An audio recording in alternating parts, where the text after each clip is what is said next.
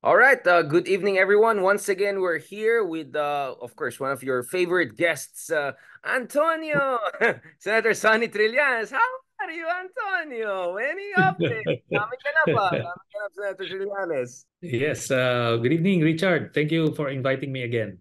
As always, it's a pleasure to have you. Obviously, hindi naman nagtatampo yung mga followers natin. Sabi na, nako, nasa kabilang mga channels ka last last week. Pero sabi ko, don't worry, for sure may mga updates na naman yan by the time na available ulit si Senator Trillanes. Obviously, Yeah. of course, people want to hear about itong issue ng ICC. Daming pag-usapan, West Philippine Sea. Ito si Senator Bam Aquino also just announced na go na siya for the Senate. But before natin pag-usapan lahat ng mga to, coup d'etat, DDS, BBM, all of that, eto, kaka-file nyo lang ang cyber libel case against some of the influencers, if I can put it neutrally that way.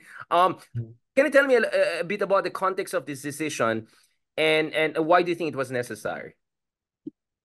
Ang context nito is, if you would recall or several weeks back, pumutok itong secret agreement ni Duterte, no? And ito sila ngayon as part ng kanilang damage control measures. They started deflecting ulit yung issue na ako daw yung nagbenta ng Scarborough. Ilang beses ko na paulit-ulit na sinasabi yan. And they know that it is a lie. But tuloy-tuloy pa rin. At this time, we decided to push back na tigil na natin itong mga kalokohan na yan. Once and for all, kasuhan na yan sila. So lahat ng mga nagsabi nun na binenta ko yung Scarborough, sila yung nakasuhan. At yun, every time they will say that again, that's another count of cyber libel. Kumbaga, yung lawyers namin, template na sila eh. So we'll just keep on filing until tumigil sila, no? This time kasi nung panahon ni Duterte, protektado sila eh. Nobody would walang case na magpo-progress under their watch, no? Na dismiss agad. But ngayon, hopefully, we will have a fair shake under this administration. Very interesting, very interesting. I mean, obviously, the issue of cyber libel, medyo sensitive ito, especially sa mga opposition, mga civil society groups, kasi ang pinakamalaking concern dito is A, yung weaponization of cyber libel, and B, bakit criminalize siya? Some are saying, well, kung ano ka, nag-spread ka ng bad news, fake news, and you're besmirching someone, dapat civil case ito. First of all, what is your take on this debate about whether dapat meron cyber libel? Obviously it looks like you're on that, but whether this should be criminalized or more a civil case as we have in other democracies? I'm open to the decriminalizing of libel, but as things stand, talagang ganun eh. Kahit sabihin kong ayoko naman silang makukulong, gusto ko lang magtanda, but the law is the law as it is, no? So hindi ko na hawak yon kung ano yung magiging sentensya nung West later on. Ganun lang talaga, no?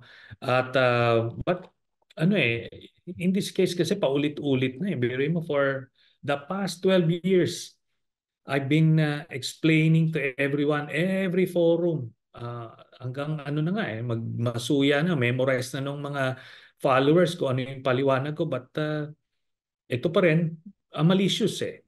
Kasi alam nilang si Duterte was exposed dahil China admitted na sila yung may secret agreement with them. Tapos sila Harry Roque and Duterte himself admitted as much na meron silang agreement na disadvantageous. Yung having an agreement per se is not necessarily bad kung advantageous sa interest natin, na protection ng interest natin. Pero in their case, talagang dehado-dehado, hindi pinapag-repair yung BRP Sierra Madre, tapos hindi pinigilan yung EEZ patrols ng Air Force and Navy. Ano 'yon? May ano 'yon, national security compromise 'yon. Yun. So in short, you're saying you're working with what's there, even though you would have wished it otherwise. If I'm not mistaken, si Ato Morelli, a good friend of mine, nagsampa sila ng kaso against si I think Lauren Baduy ba yun or something like that. But I think civil case yung sa kanya strictly. Again, I'm not familiar with the legal nitty-gritties of that, but I understand that there's some people who are sensitive about this weaponization, so they insist on a civil case. But anyway, thank you for clarifying where you stand on the issue of cyber libel, having being among the people na sobrang naharas nila Digong in the craziest way back in the day. I think you have you have proven your credentials on that. Now, balikan natin ng konti ito sa Scarborough Shoal, just as a reminder, because I think a lot of people have hapyaw-hapyaw lang yung understanding nila dito sa nangyari sa Scarborough, and particularly your role in the background negotiations or shuttle diplomacy. Can you refresh the memory of everyone else? Again, alam ko pagod na pagod ka na, ako rin in a sense, but we want to be fair just in case para mga ibang tao marinig nila ano talaga nangyari, Senator. Okay. Back in April of 2012, nagkaroon ng impasse dyan sa Scarborough Shoal wherein 80 to 100 ships ng China swarmed Scarborough Shoal both inside and outside the shoal. Ano? Ang barko natin at that time na opposing them or confronting them, tatlong Coast Guard vessels. And at that time, nagkaroon na ng impasse. So the front channel, which is the DFA, hindi na ma-de-escalate yung situation. Nothing was moving forward. Kaya ngayon, nag-pass siya si President Noynoy Aquino na mag-open ng back channel. Again, no? Nagkaroon kasi ng negative connotation pag back channel negotiator, parang it's something evil, something sinister. Alam mo yun? Shady, dodgy. Shady. Ayan, oh.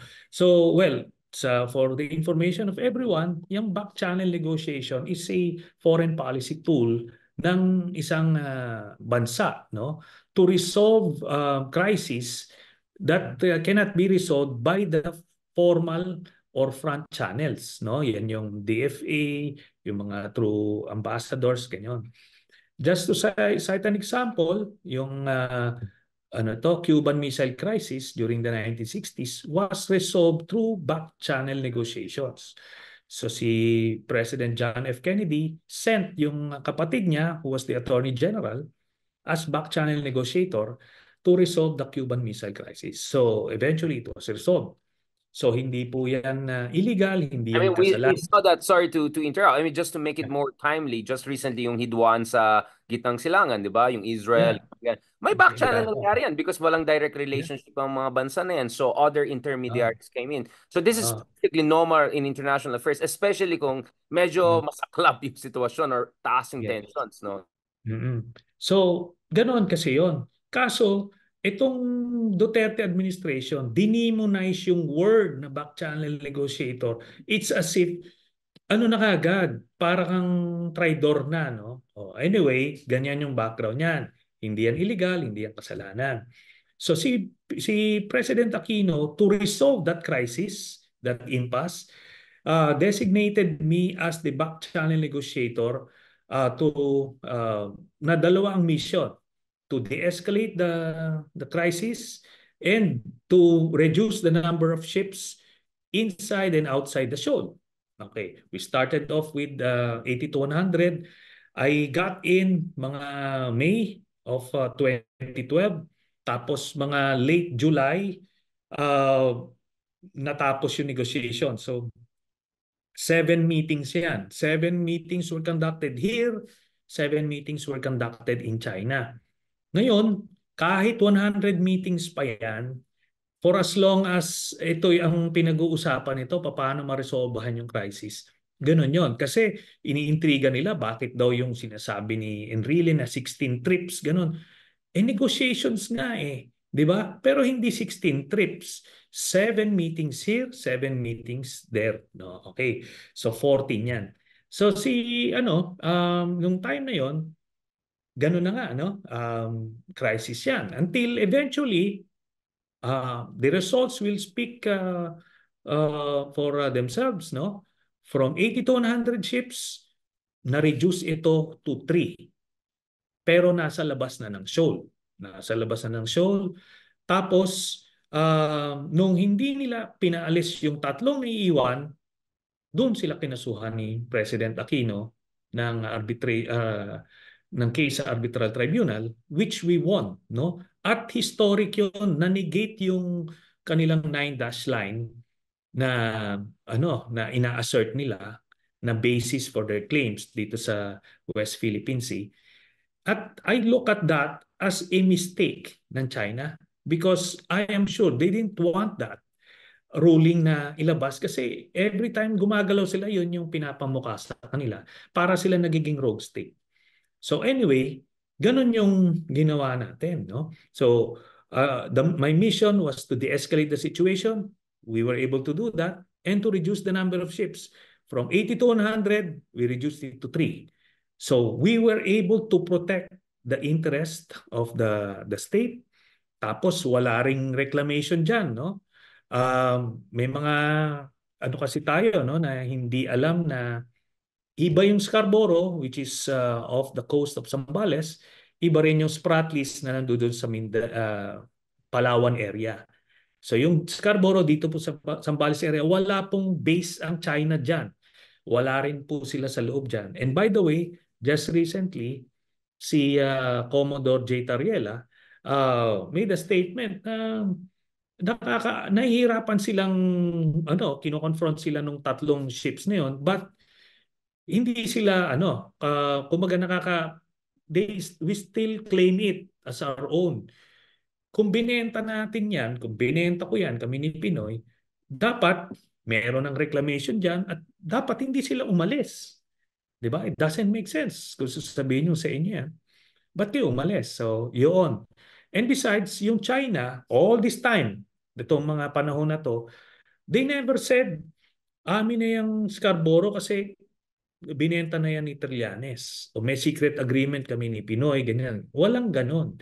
It was secret agreement with Duterte. Kaya, I think, yan na yan, once and for all, na-establish na yan at na-vindicate na ako dyan, na-clarify na yan.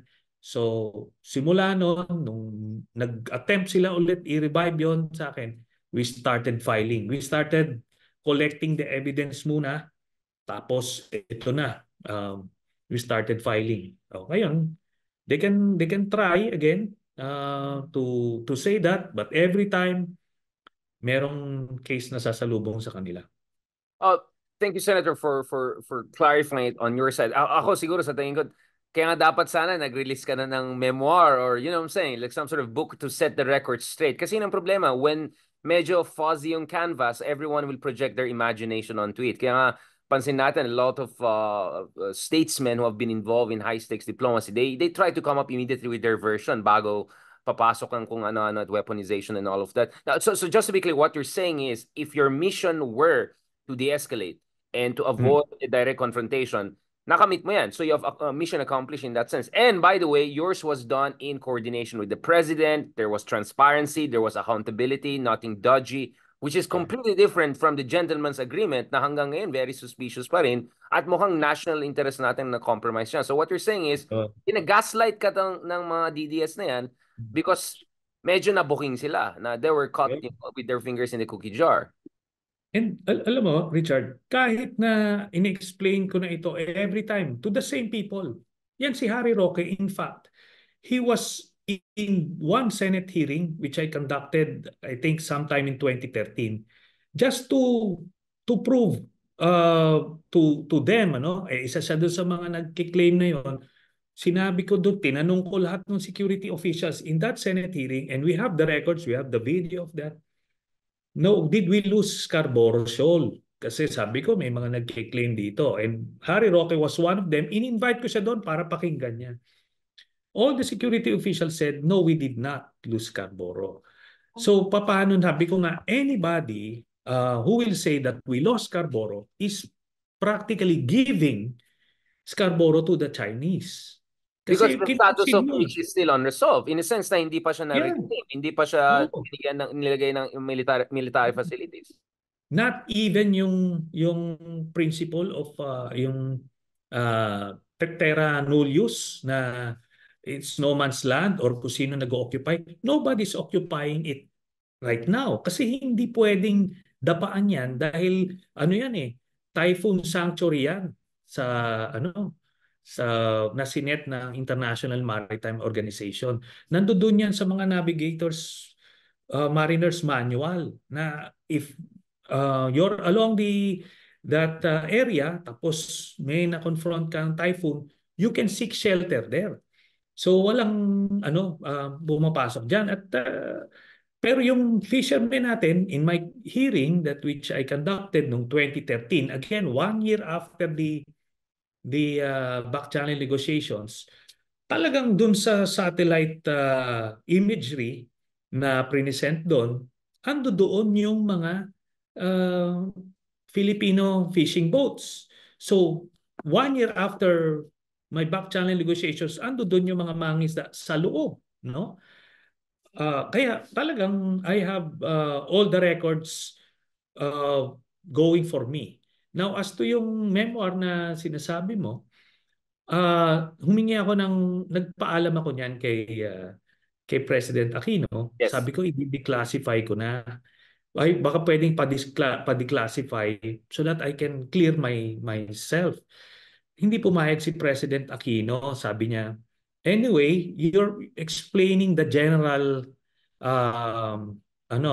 kumaga, the general summary nung back channel talks.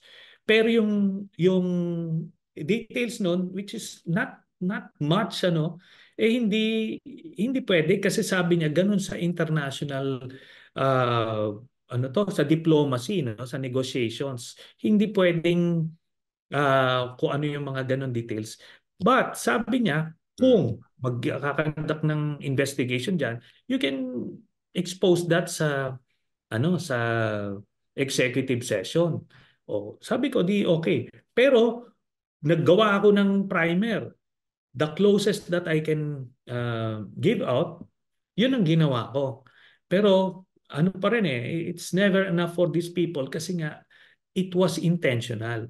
They need to deflect yung blame kay I Duterte completely na understand, gusto. Senator. And ang point ko lang is you want more people like yours truly on your side on this issue squarely, di Yeah. ba? Yeah. If we know the facts, it's easier for us to point it out as journalists, as academics, as scholars. Kasi ako Yeah. bilang academic, marami ko nasulat sa mga West Philippines and South China Sea issue. But to be honest, this episode of Scarborough Show until now, until you clarified some of these things, medyo fuzzy pa rin until recently. There's still competing narratives for the lack of better Yeah. term. Although the facts obviously we more or less know the general facts as President I can correctly point out. So thank you for clarifying because even yung aking co-conspirator si Ronald Llama, sabi niya na may pangako siya kay Pinoy na habang buhay pa si Pinoy, he has to be also a bit careful about some of the discussions. So siguro kaya ngayon all over the place ito si Ronald Llamas. So in your case, you also had to keep certain level of confidentiality and also siguro ethics lang yan, di ba? Some sort of understanding with the late former president, God bless his soul, na you don't want to spill the beans too much. But unless you're forced by circumstances of legal investigation or something along those lines. So I didn't know that, Senator. The last thing, I mean, I want to ask on this issue before we transition to the other important issue also is, interestingly, naka-live na rin tayo on TikTok kasi I'm testing kung sinisensor tayo on West Philippines. Nahuli sila ilang beses. May nagsabi na, so sir, ibig sabihin yan, up for grabs pa rin ng Scarborough Shoal, technically No. speaking? No, no, no, no. Yung Scarborough, maliwanag yung ating claims dyan. Dineclare niyan, I was the principal author of the Philippine Baselines Law, the first internationally recognized law that asserts the claim of Scarborough. Pinasa na natin yan sa UNCLOS, yung Philippine Baselines Law. Dineclare natin na regime of islands. Actually, my version of the Philippine Baselines Law was supposed to include Scarborough sa Philippine baselines. But during the GMA regime, through the influence of China, they were Na-water able down siya. to, natanggalan tayo ng 14,000 square kilometers ng EEZ because of that, no? So, na-compromise sila. But still, regime of islands dineclare natin, atin yan, no? Yun ang punto rito. Pero kasi hindi mo naman lalagyan ng base dyan 'Di ba? Kasi nga ano yan eh, marine sanctuary yan eh. Ang dami endangered species doon, mga reefs. Tapos yun nga, typhoon sanctuary din siya ng mga mariners. So anyway, yan yung, and by the way, I heard may nagpasa din daw sa inyo a copy of my memoir na ano Yes, mo ba yes, yun? exactly. That's why you So, can say I'm more sympathetic now. I mean, you would imagine me oh, interjecting you more. Alam mo naman style ko, Senator. yeah. I want. Kasi sensitive tong issue na to, and I don't want this to Yeah, come up as if we're pals. I mean, of course we're friendly, but I want to be fair. yeah, But thanks for sharing me your version. So medyo it yeah. clarified some of the fuzziness, to be honest, around this issue. Kasi iba-iba yung version na narinig ko, not from the DDS side, credible, Yeah. good people. Now, Ah, yes, yes, please, Senator. yeah, yeah, ako naman, sabi ko nga, ang bottom line dito is hindi ko binenta yung interest ng bansa. We fought for it. Nilaban namin yan. Kahit na anong upo, just to give you an idea, ito yung nare-reklamo kasi nila eh. Pagka daw kaharap nila yung China sa negotiating table, ang pambungad daw, first we have the indisputable Inherent claim and over, indisputable sovereignty. Yeah. yeah, over Scarborough, ganyan. Ang ginagawa daw ng mga taga-DFA, pag narinig daw nila na umaalis na sila, sabi ko, ako, ang ginagawa ko, pagkasabi nila yon, I will say exactly the same thing.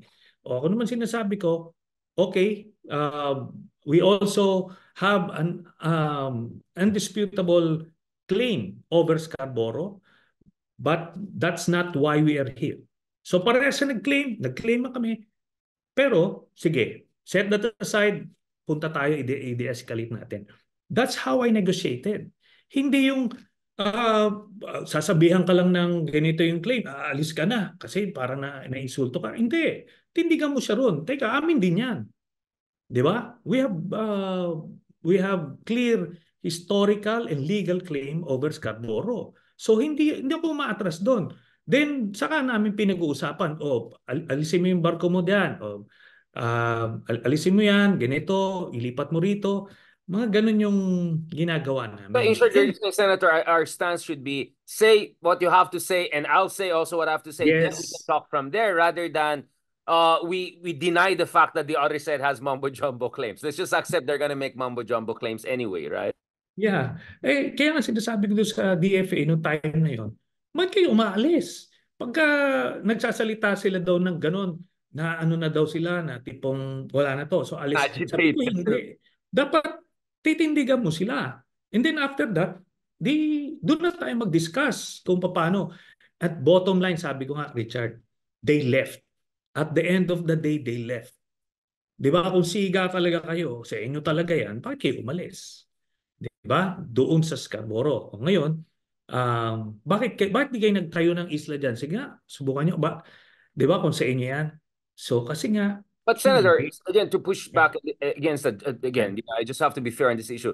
The argument would be, even under Digong's administration, this is Secretary Lorenzana saying, red line yung Scarborough Shoal. Kung ni-reclaim nyo yan, red line yan in the sense that masyado to malapit sa Subic, this is an affront to us, and the United States behind the scenes. I mean, I know everyone goes back to the 2015 conversation between Xi Jinping and Obama, where Xi Jinping promised na hindi siya mag-militarize ng mga islands and disputes. So everyone knows that nagsinungaling siya. Except, on the Scarborough Shoal, it looks like maybe mahalaga din ng US also made it clear, we're not gonna accept any American reclamation of Scarborough. What's your understanding of this?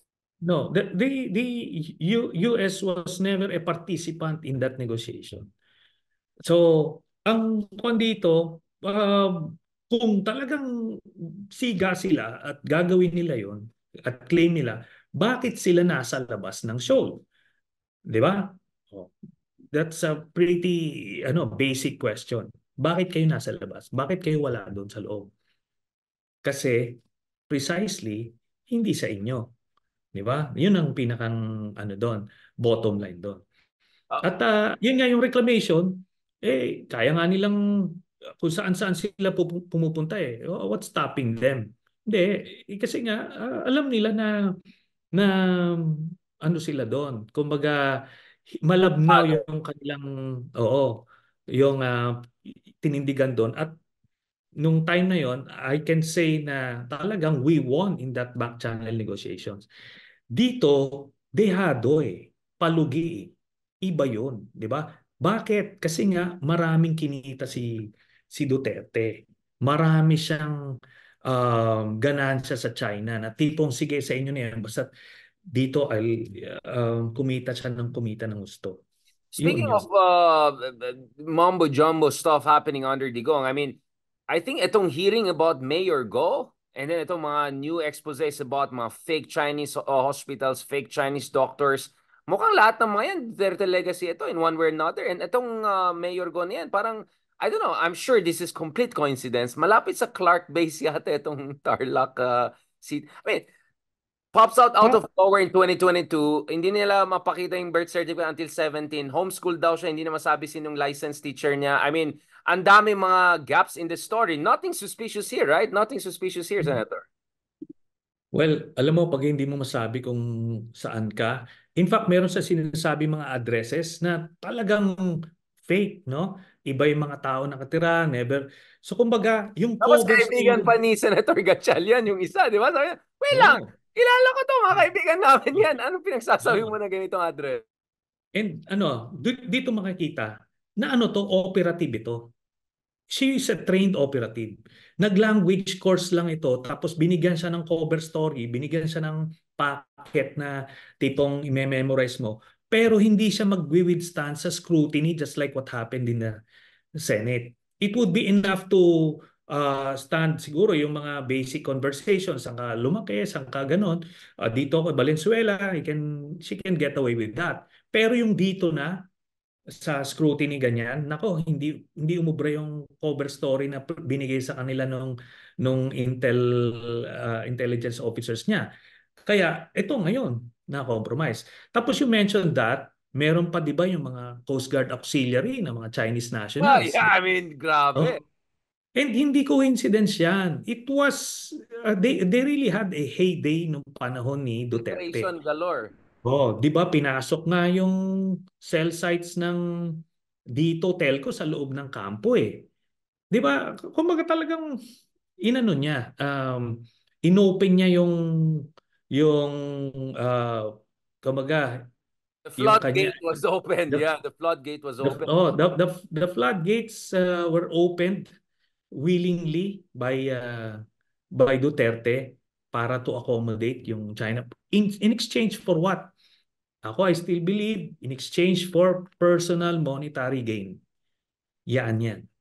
Okay, kaya What about the compromise siya. Pogo angle? The Pogo angle because okay, so essentially what you're saying is influence operator ito, pero second class kasi medyo sabog yung story. Kasi if you're really a good agent, you're gonna come up with a better explanation for all of these missing documents and stories.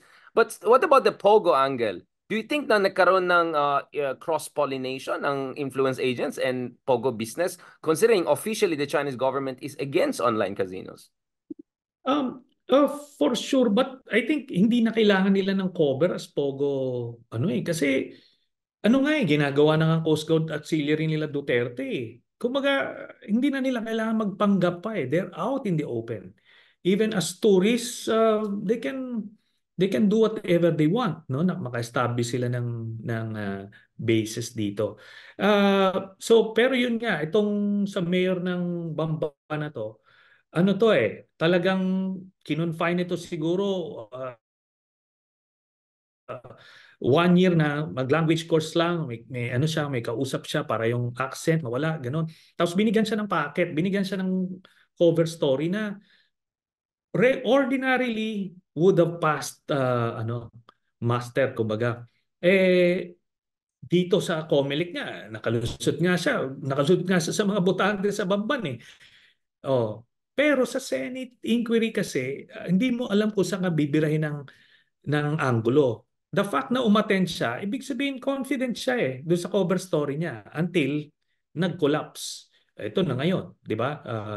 Pero it's an eye-opener for us. Ilan pa ba yung ganyan na nakalusot? Di ba? Maybe we have to check a lot of mayors next to all the EDCA bases. I mean, I Yeah. hate to be paranoid about this, but for all we know, tip of the iceberg lang ito. Hmm. I agree. In fact, yung Bamban supposed to be isang area niyan is one of the targeted EDCA bases eh. Yung Banban mismo. Kaya nga, critical yon. Tapos nakita natin yung concentration ng foreign Chinese students dun sa Cagayan. Cagayan. Yes. Bakit doon, 'di ba? Pero to be fair, meron talaga mga legit na Chinese students na dito kumukuha ng course kasi nga punuan yung kanilang mga universities doon tsaka mahal, no? For a communist country, for some reason mahal yung pagpadala sa universities nila. Kaya dito sila nag ano, Saka English much language and English language. oo. It's like Koreans, Si, ang dami sa amin yeah, sa Baguio oo. before. Oh. Nagkaroon ng Korean wave dito, 'di ba, noong mga late 90s, early 2000 dito sa Pilipinas, marami 'yan. So ngayon may mga ganun din na Chinese, but highly suspicious naman yung 5,000. May konting ano doon, parang masyado ng disproportionate doon sa local students. So anyway, yan yon. Maraming ginawa si Duterte na ngayon pa lang natin nadi-discover. Kaya I hope ano at least marami tayong nabibalitaan na namumulat na lahat. Pero itong absurd ano na to assertion na binenta ko is Scarborough, talagang nag-gain ng traction to, no? Marami talagang naniwala doon. Pero ngayon, well, enough is enough. Every time somebody says that, expect na nakakasuhan kayo until Yeah. Um, yeah. tama na. May ginawang punching bag yung legacy mo. May nag-comment dito sa TikTok. Again, TikTok ang interesting. I know, of course, interesting lahat. Pero sabi niya, baka ito yung tunay na backdoor. Hindi yung ginawa niyo. Ito yung backdoor na infiltration. Yung ginawa ng mga... Di ba? Like, this is the suspicious backdoor, not the backdoor in diplomacy, which is usually, I mean, it's just part of the game. Now, Senator, what do you think naman dun sa issue ng potential infiltration of the military and PNP by the pro Duterte camp? I know again we Yeah. have had these conversations for a while. So ang tanong is, why did you make this public now? Why do you think it's important na may isa publiko mo? Is this your warning shots na don't even Mhm. think about it? Is that what we're trying to do? Let's just say na sinasabi ko yung mga hindi kayang sabihin nung mga nasa otoridad kasi pagka kasi sila yung nagsabi, may greater ano yun eh. Kumbaga reverberations eh sa whether sa local business sector or international community pag umamin yung security sector na merong destabilization, teka muna, hold muna natin yung investment natin. Kumbaga may mga ganon. But, syempre, for somebody like me, I can deliver the message, pero they can still say, si ano lang yan, hindi yan part ng government. Pero Plausible yung deniability. may plausible deniability. Pero the same time, yung sa mga gumagalaw, may chilling effect yan. Kasi ako na-experience namin yan na nagre-recruit kami. Pag kami, nung panahon ni Gloria, pag kami lumabas na, oy, may destabilization daw, ganito, ang instinct, maglaylo muna tayo. Palamig muna kasi sabihin, minomonitor, yan. Ganun yon. Mhm. And what do you think na medyo, again, this is a very low level, but bakit mas gumana sa PNP kaysa sa AFP when it comes to potential attempts at destabilization? I mean, this is a destabilization plot, right? I mean, this is Yeah. what we're looking at. Yeah. Okay, just to be clear, ano to, compared to the population of the officer corps and the rank and file of PNP, ano lang ito, maliit lang ito, konti lang. Pero ito kasing grupo na ito yung Davao Group na eh. Ito na yung part ng sindikato na ni Duterte. Ito yung mga na-implicate sa drug, sa EJK, sila-sila din eh. Hindi, it's not as if they were able to get new people. Whereas sa AFP, hindi naman ano eh, nagkaroon ng Davao Group dyan eh. Kasi may pushback eh. Yung na-professionalize talaga yung promotion system, Kaya hindi naka-penetrate at all. To be sure. Pero sa PNP, 'di ba, yun yung nahuli na ilan yun? 18 yung colonels and generals na huli sa drugs, ano? Yan yung sindikato, part of the syndicate na tinayo ni Duterte, no? Kinultivate niya yun, yung mafia culture. So ito ngayon yung mga remnants noon. Remnants na lang to kasi by and large sa PNP leadership wala na sila doon, na-expunge na sila doon. So what you're saying is this is not a kind of a security service infiltration for coup Yeah. per se. This is really just Uh, underground mafia business coming in together and uh, creating its own alignments there. Yeah. so loyalty, more personal loyalty kasi they benefited from Duterte. So nagko-call in ng mga favors. So ito 'yan. Pero na-identify na sila eh. Dalawang general 'yan pero isa kaka-retire lang. Yan yon. Tapos yung isa naka-assign sa Mindanao, minomonitor na siya, no? Yung galaw niyan hindi na makagalaw yan halos. Kaya nga, 'di ba? Kaya tama rin naman yung sinasabi ng PNP, wala namang ganon kasi practically negligible yung numbers nila na identify. Tsaka even yung mga rank and file na dyan, hindi naman susunod dyan sa kanila eh. They will not risk their careers, their pensions para kay Duterte, di ba? Wala yun. So Uh, your contention is overall clue proof ang security services in that sense. yeah, so far. So No, far. yeah, yeah, yeah. So far kasi mabilis ito, no? We've witnessed yung EDSA dos phenomenon. Si President Erap was very popular sa rank and file tsaka sa AFP leadership. Kumpare niya si late Angie Reyes. Kumbaga, he was very secure. Then, nagkaroon ng political crisis. They saw an opening na entice yung AFP leadership to join. And in just a matter of days, nag-collapse yung House of Cards. So, we're not ruling that out. Kumbaga, while sa ngayon talagang firmly in place pero they should not be complacent. Everybody should be on guard always. Parang pang Netflix series. Yan. Speaking of Netflix series, I mean, wait lang. Yeah. Bakit hindi mahuli-huli si Bantag and Kiboloy? And I don't know, what about Tevez? I mean, because I want to ask you about the ICC. Ang point ko is, kung mga ganito lang level, hindi mahuli-huli, what gives you optimism na we can move on the ICC front? So first, bakit hindi mahuli-huli itong mga Kiboloy, Bantag? I think everyone knows na saan naman sila eh. Protektado ba sila ng ano? What's going on? Oh, okay. Unang-una si Matobato hindi rin naman nila nahuli. 'Di ba? Nung Matibato and Las Cañas, nung panahon ni Duterte, talagang pinahanap niya to. Ang daming tracking tips na sinet sa PNP to run after these people, pero hindi naman nila nahuli. No? So, siguro, we're talking about competence here, di ba? Capacity. Okay, Holes in the net. next. Oh, ngayon dito naman, kina Kimbuloy, kina Bantag, kung may dedicated tracking teams lang, mahuhuli yan. Tapos maglagay ka lang ng reward system. To be fair to the PNP, no? May mga kilala tayong mga magagaling dyan mag-track. Pati ISAP, kaya nila yan habulin kung bibigyan talaga ng dedicated tracking teams. It will be costly, pero lalabas yan. Or they can resort to what the Americans did kay Saddam Hussein. Maglagay ka ng exorbitant na reward money. Nako, yung bodyguard niyan mismo ang ano, magngunguso dyan. And they will claim it.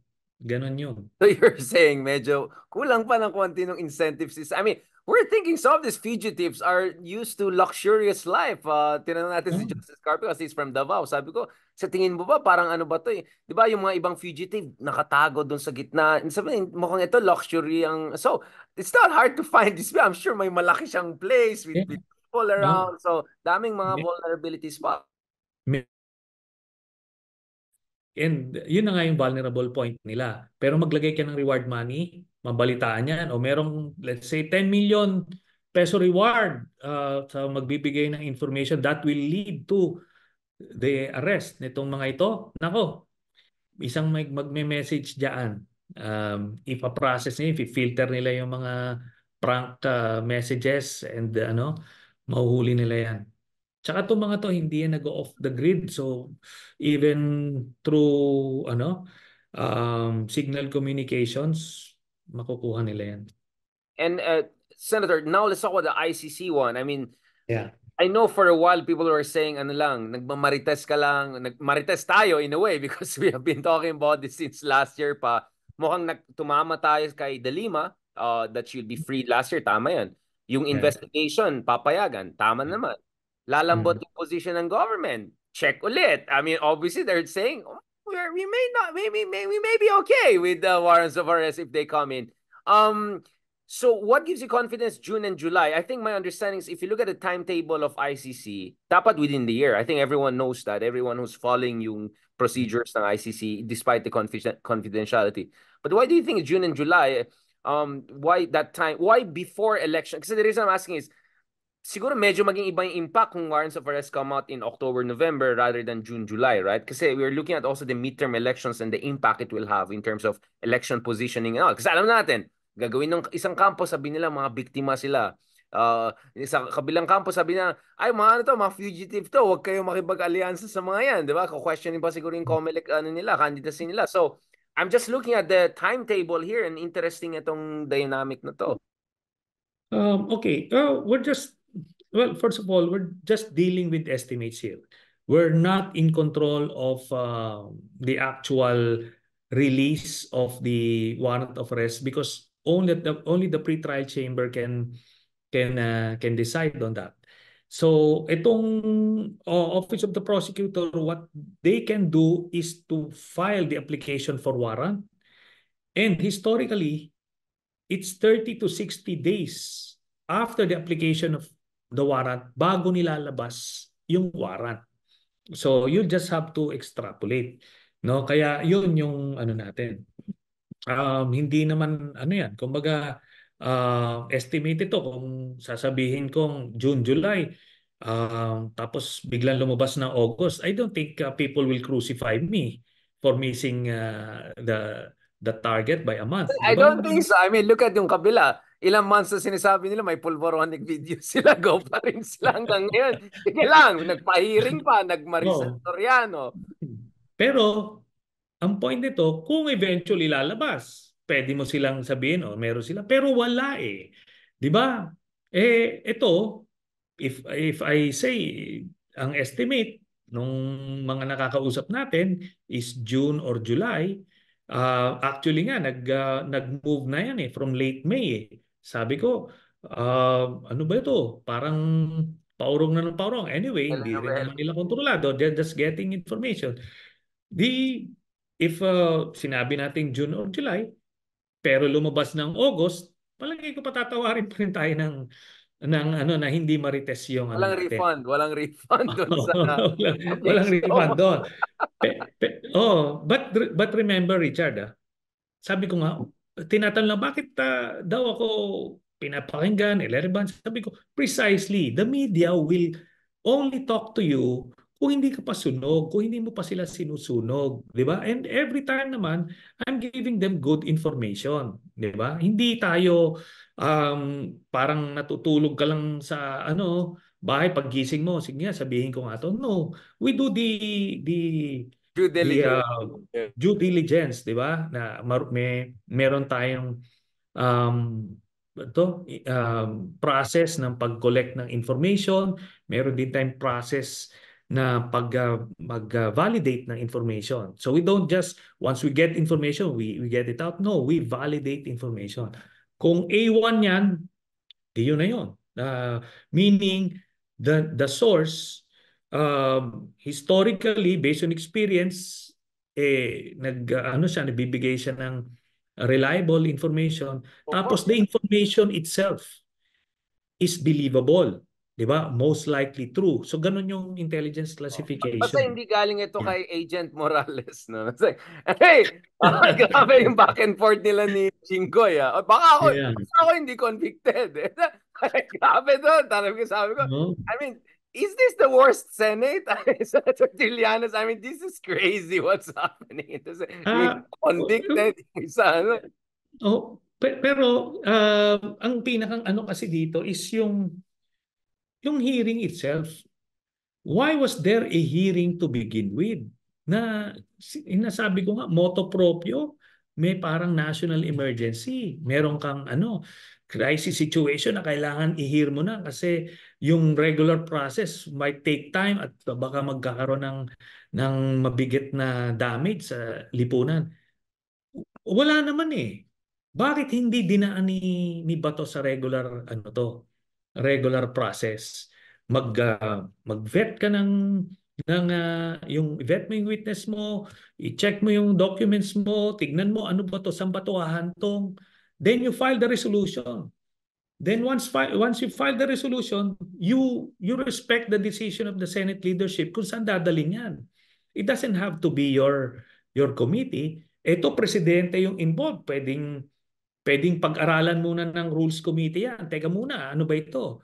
We need to make sure because we're putting the president here on the spot na unduly kasi ang allegation mo na gumagamit siya Oo.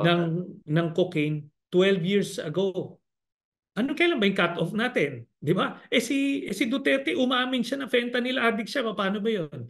Di ba? Wait lang, as we speak, si Maharlika meron siyang drug test challenge vlog live ngayon. I mean, these guys, they just keep Yeah. on coming up with a new. But what do you think about the BBM ito sa Jensen next to Manny Ah, Pacquiao siguro? Biglang sumasagot na, di ba? Kasi yun ang concern ko sa kanya, yung sinasabing kuting siya, hindi siya tigre. At sabi niya, ito, professional liar yan eh. Jukebox yan eh. Bibigyan mo ng kahit ano, kakantay niya. Don't you think we need to see more of that from BBM? He has to show also he's the man. I mean, it cannot be everyone else, including his wife, coming in. And and, he has to fight for himself. He has to show who's the man. I agree. And I think itong hearing ni Bato, that was the red line. Parang sobra na yan. Hindi pwede yan. It was an affront kay Bato kasi committee chairman ka, senador ka, pinalusot mo yung re-relate ko no in one of my interviews. Sabi ko, kung maalala nyo tong character na yung Bikoy, no, yung Bikoy. Alam nyo, Yes, yes, naalala ko. present sa amin yan. Ilang vetting yun, ilang interrogation ginawa ko dyan, hindi siya makapasa-pasa eh. Kaya nga hindi ko nilabas sa Senado yan. Hindi ko nilabas. Kasi may problema. Sinabit ko yung mga dokumento, sinabit niya. Sige, i-check nyo yan. Di ba? Pero yung mga nakuha ko naman na iba yung sa bank accounts ni Duterte that showed na kurakot si Duterte. Na-validate yun. Na-validate ng ombudsman. Kaso, wina-whitewash nila nung time na yun. Kung there should be at Oh, least SOP. some spade work sa validation of vetting. Hindi pwedeng marinig mo dito kay Maharlika, i-hearing mo kagad. Paano yan? Di ba? When will you stop? Kaya nga, which leads me to conclude na accurate yung communications plan na nakuha namin dito sa ouster plot. Hindi lang destabilization, kung hindi ouster na part itong committee hearing ni Bato, siya yung mag-agitate, supposed to be, ang plano nila, Pa-impeach palabasin sa, na sa June. palabasin na cocaine user si and that is supposed to lead to an outrage of the general public which would lead to the AFP leadership withdrawing support. Ganon yung simpleng nila framework eh. Ang problema hindi nag-traction eh. Well, exactly. Oo, Naging kasi joke lang, yeah. hilaw eh. Oo. Ang problema ni Morales, nung tinanong siya, sino ba yung confidential agent mo? Hindi raw niya maalala. May problema tayo doon. Yun na yun. Lagapak na yun. Right. Speaking of this, I mean, I don't want to put you on the spot, but do you think the administration will work on it, will implement it, or will weaponize it as a kind of a Damocles sword should the warrants of arrest come in the coming months? Again, I don't want to put you on the spot, but the point is, what is your prognostication here? What factors will lead Marcos to act upon the warrants of arrest and hindi yung it's just there and nakalutang lang and then he will, dribble around it? Ako, ang tingin ko nga, he doesn't even need to decide or act eh. Kasi kung padadaanin ito sa Interpol, may international agreement in place na eh. Pagka lumabas siya na sa National Central Bureau sa PNP, yung pangalan ni Duterte na aarestuhin, they are supposed to act motu proprio. Hindi na kailangan didiktahan sila ni BBM na huliin yan. Di ba? Hindi na. Kasi they're supposed to do these things. Ministerial yon. Ngayon, kung naman magfa-file ng petition for TRO yung mga lawyers ni Duterte, which I am inclined to assume that they will do, di ba hold ngayon, hindi gagalaw yung PNP, not on the say-so of President Marcos, but on the say-so of the Supreme Court. So it's not on him. O ngayon, pag sinabi naman nung Korte Suprema at the end ng kanilang deliberations na meron silang basis, may jurisdiction, yung Interpol, hindi ito yung ICC kasi yung Interpol ang mag-aano sa atin eh. O di, pagka-clear yung way, edi Supreme Court din na nagsabi So na don't just pwede stand in arrestin. the way. You don't have to do anything. You don't have to lift your Yeah. finger. Just don't use your finger to block it. Parang ganun yung sinasabi. Yes. And just to be clear, the Supreme Court, sinabi niya may residual jurisdiction. Even if lumabas tayo from ICC, Yeah. applicable pa rin yung jurisdiction nila. Kaya hindi ko maintindihan yung sinasabi ni BBM na walang jurisdiction ng ICC. Sarili natin Supreme Court, unanimous on this issue. So you're saying Wala. the elements are aligning. Yes. Yeah. I think ang sinasabi niya, walang jurisdiction ngayon sa term niya. Which is accurate, pero maliwanag Supreme Court. I see what you're saying. Okay, I see what you're saying. So it's a play of context eh. 'Di ba? Pero ang kanya dito, even if nag-decide ng Supreme Court, magfa-file pa rin yan sila ng petition for TRO because they need to stop the PNP arresting teams from enforcing the warrant. 'Di ba? Stop nila 'yon. Pagka after ng deliberation, sabi nila, wala, talagang may basis eh. Sige, ililift na yung TRO. Meron ng decision Korte Suprema that the PNP can arrest Duterte. Plus, meron tayong ang batas, no? Yung Republic Act 9851. Ito yung law that defined the crime of crimes against humanity, genocide, etc. At nakalagay doon sa jurisdiction mismo, Section 17, they can Google this. Nakalagay doon, the Philippine authorities may surrender a person who is accused of crimes against humanity by an international criminal court. Kumbaga, you cannot be more specific than that. Pwede natin i-turn over. Nakalagay doon sa batas yun. The 2009 law ito, which was never declared unconstitutional. So, yun na yun. They can use that as a basis actually. And I believe it's part of the legal brief that DOJ has submitted to the President. Senator Trias, we're going to the last part of this episode. I want to talk about a little bit about opposition. But just before that, isingit ko lang to. Obviously, Bato could be facing a warrant of arrest. So obviously, he has an interest in this whole Pulveron test hearing, right? I mean, let's just say it for what it is, right? May ano talaga. Meron silang interest. In this case, survival mode sila. They have to do this and they hope na mag-work, no? Para makupo si Sara, protected sila for life, di ba?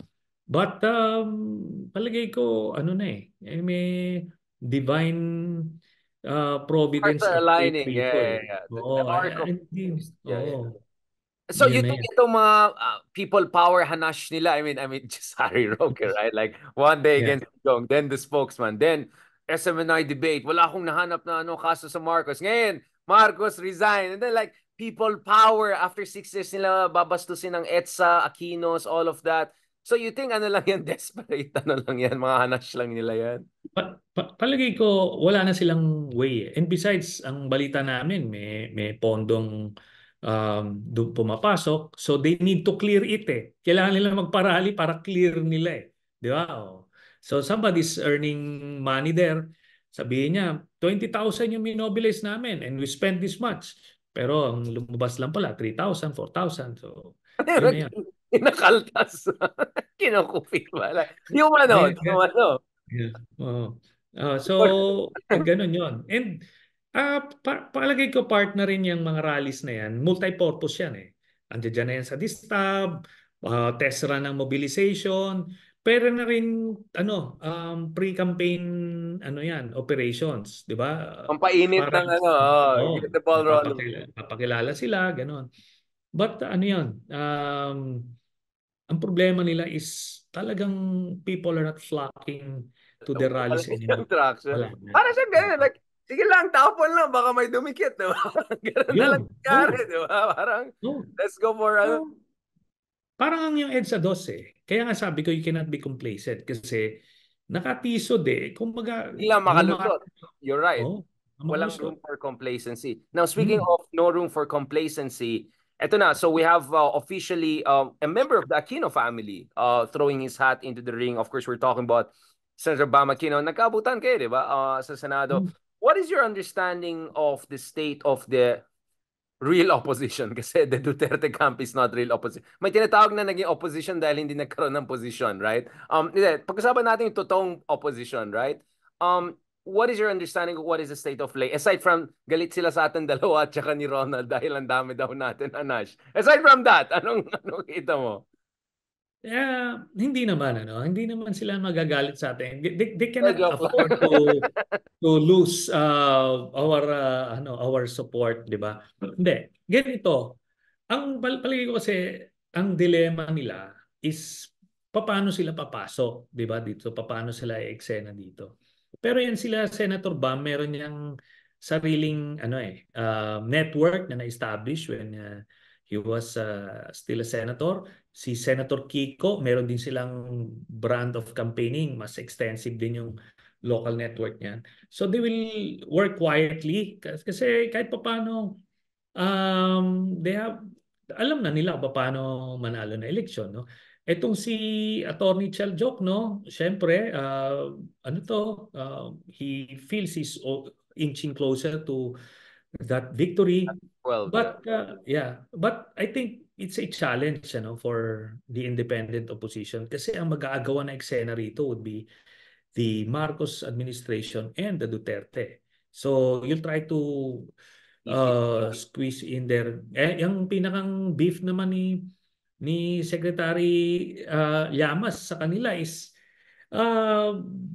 'di ba? Bakit why the silence, 'di ba? Ano ba 'yan? Is there a winning formula there na Strategic ambiguity. that has yet to be discovered, 'di ba? Kung ganun 'yon. It's more on that. But hindi yan knowing sila Senator Bam, sila Senator Kiko, tatrabaho yan sila Right. under the radar. They're doing their homework. They're doing their We'll own. see later on.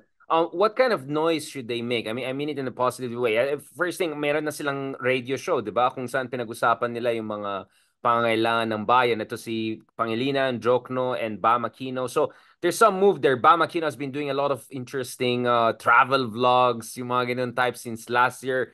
So medyo is working on the social media front. What else do you need?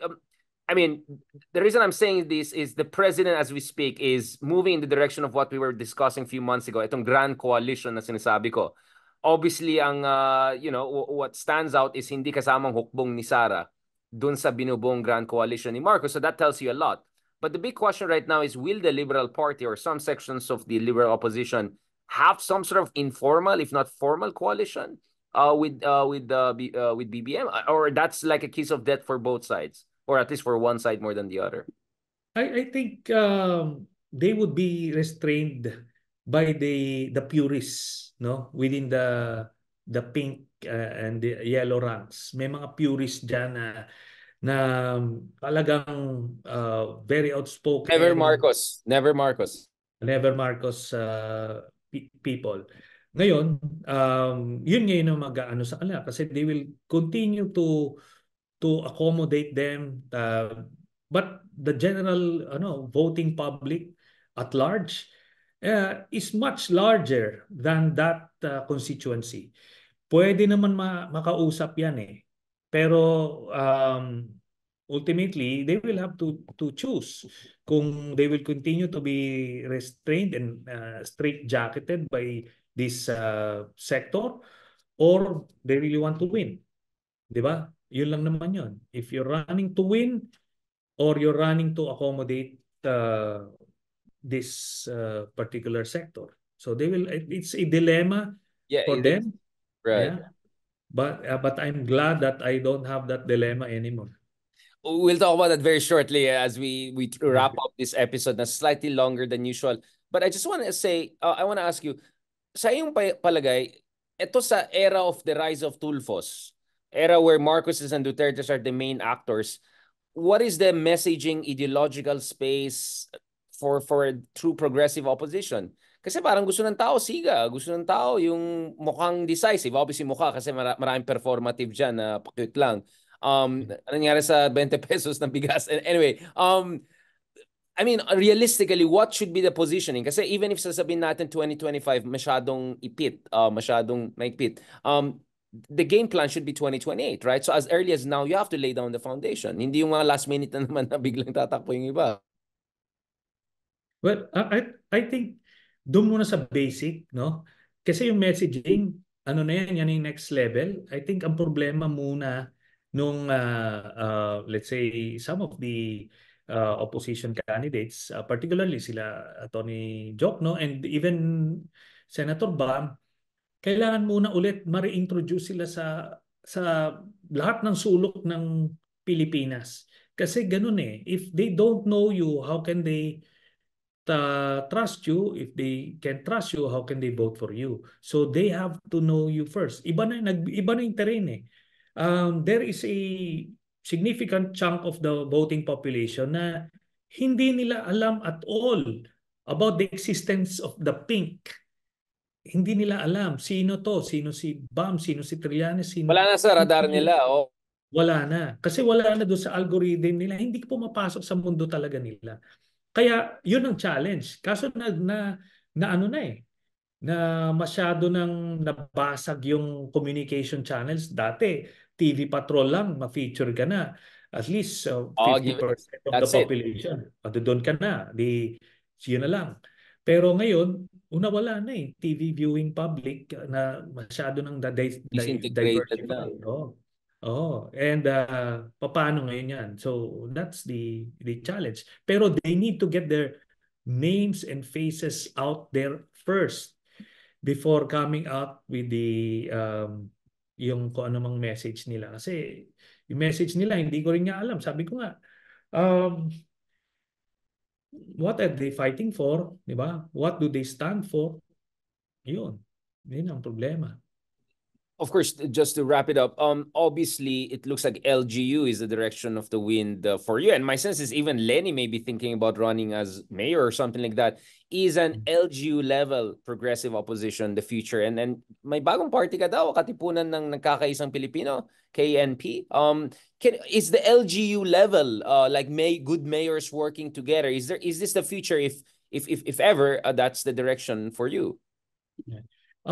Well, that KNP is the party of Senator Bam and Atty. Chel Jokno, KNP. So, yung palagay ko incidental lang ito that some of us are running sa local level. But kasi, we're talking about 1,500 cities and municipalities. Hindi talaga siya and once assuming you win as a local executive, siya, it's a full-time job. Talagang the problems would overwhelm you, Stare would you in the consume you. face, yeah. Would consume you na tipong ito na yun eh. Mabibitawan mo yung anything strategic. So, yun. But I think yun ang kailangan especially for yun, yung Caloocan. Siya yung pinakamaraming mahirap sa buong Pilipinas. Pero yung EJK cases, ang dami rin. Di ba? Nung time Oo, ni sa Jake Oxel. Caloocan. Siya yung number one, no? Kaya napag-iwanan na talaga siya. Yun. And lastly, on a personal level, do you think an executive elected position will also make you a better leader and person for that matter? I mean, having already served in the Navy, having served in the Senate, is this also a new layer of leadership you're trying to explore and nurture in yourself? I believe so, and I think this is going back to my roots, ano, at ito yung this is the basically the leadership training that I got sa PMA, the educational background na kinuha natin sa iba't ibang graduate schools. Kumbaga, ito yon, this is it. More than being a legislator, I think this is it, no? We're more tailor-fitted for this kind of work than even as a legislator because doon talagang fish out of the water ako eh. As a legislator, we did our best. We tried to accomplish the missions as a legislator, but ito mukhang sa executive level, executive branch, mukhang ito yung ano natin, linya. On that note, thank you very much, Senator Trillanes. I want to talk to you a lot about a lot of issues, including itong TikTok ko, biglang nag-overheat yung phone ko. Eh. Nothing suspicious here, right? Pinag-usapan lang naman natin ng China and West Philippines. Never sa any of my life nag-overheat biglang yung phone ko. So this is really weird. I'm sure it's just coincidental. But I hope, even if maging Mayor Sonny Trillanes ka, you can still talk to us. Big picture, di ba? Medyo, talk about the whole New York. New York. Sana, Yes. Senator, hindi ka mawala sa national. Alam ko yan, marami tayong mga kaibigan ng mayors, talaga sobrang busy sila eh. Like, oh my God, like every day, yung mga issue ng pipeline, mga pipes, mga drainage, ganun-ganun. But we hope we can still pick your mind. But long way until then. So hopefully we can catch up before Matagal pa. election start. Yeah. Matagal pa, matagal pa. Marami pang Matagal pa. updates yan. And then the next few months, talagang medyo, ano yan, interesting. Yeah. We're living in very interesting times. Kanga. Yun nga eh. Hopefully this time it works in the other way kasi the interesting time last time was pro-China. Medyo Mao Zedong interesting times. Salamat, Yes. Sonny Trillanes. Grazie, Antonio. Thank you very much. Let's continue this conversation. God bless po. Thank you. Thank you, Richard. Salamat po. As always.